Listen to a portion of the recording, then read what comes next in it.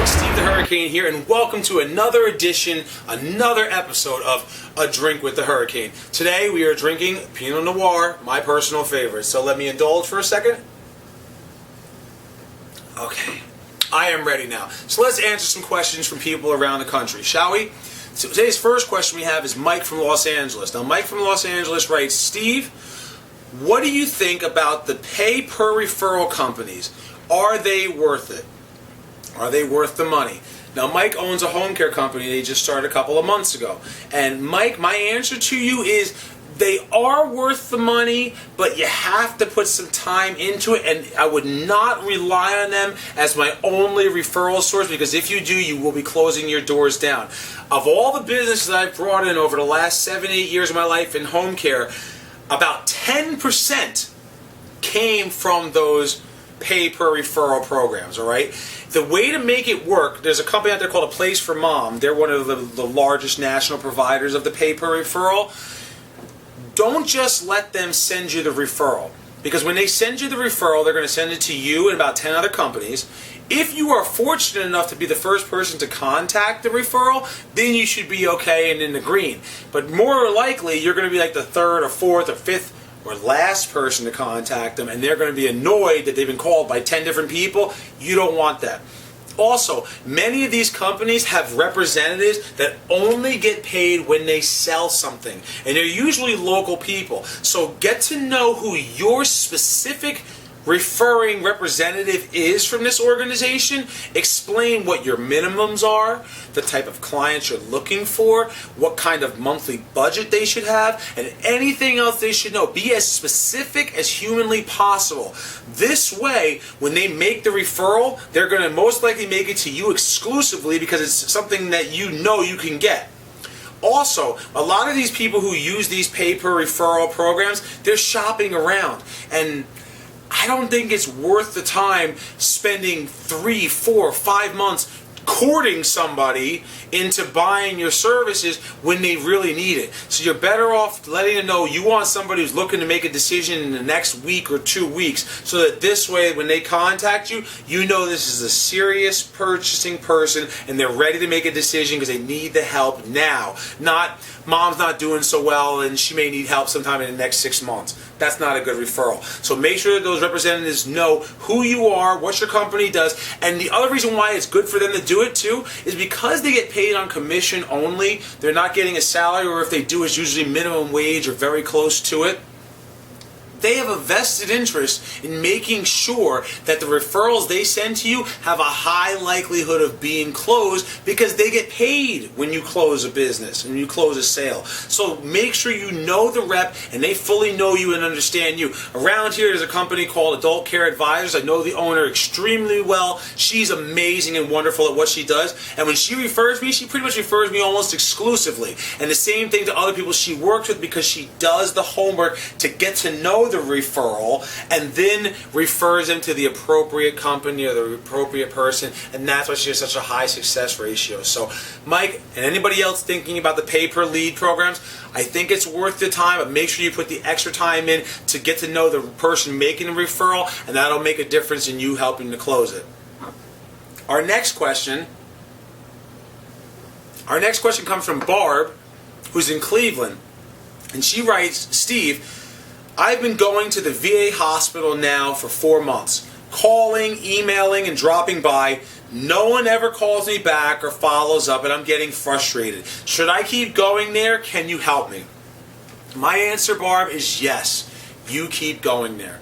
The best example I can give to you is one of my dearest friends now, Liz, who I've known for almost 8 years.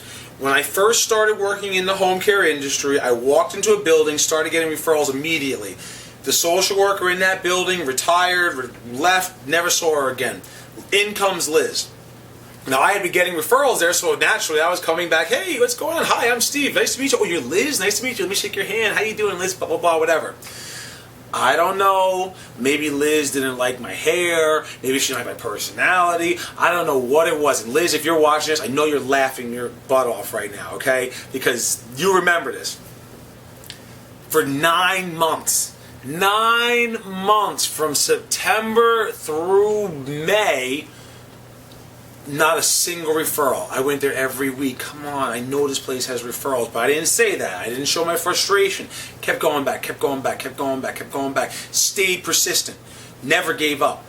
All of a sudden, Memorial Day weekend, 4:30 on the Friday. We let everybody go home early because it's the holiday. We live in Jersey, so everybody's going down to the Jersey Shore to get their drink on and have some fun or whatever. I'm about to walk out of the office. Lo and behold, Liz gives me a call. Steve, I got a client for you. You need to live in. They're going home today. Can you help them? I'm like, oh God, it's 4:30. I want to go home, man. Memorial Day weekend. Get my party on. I was single too. It was great. Yes, Liz, I can definitely help you. I'll be right over. Drove right over to her building, saw her, saw the family, ended up driving the lady home myself. My partner grabbed the live-in aid, came over to the house around 7:30, signed the documents. I didn't end up getting out of there until 9 o'clock on Memorial Day weekend. But I came through for Liz. A week later on Friday, now it's summertime, single guy, I want to go party and have fun, calls me again on the Friday around 4:30 in the afternoon. So I'm starting to get a habit out of this. All right, come over, do it, see it, whatever. Long-term living cases, though. Living cases, that's like $60,000 in annual revenue. So it was worth it. Went out there, did the same thing. Following week, she calls me on Tuesday. This is now the third time in the course of 2.5 weeks she calls me last minute. We take care of it. Wednesday, I go and I see her real quick.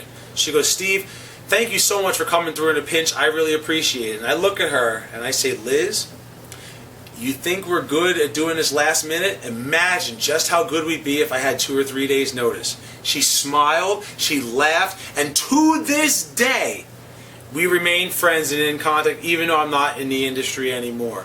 She's on Facebook, I know her husband, I know her son, and everything else. She knows my wife, we've met. She lives around the corner from me. Amazing relationship, all because I didn't give up. So now, going back to your question, keep the persistence. And now, how to get in there, Barb?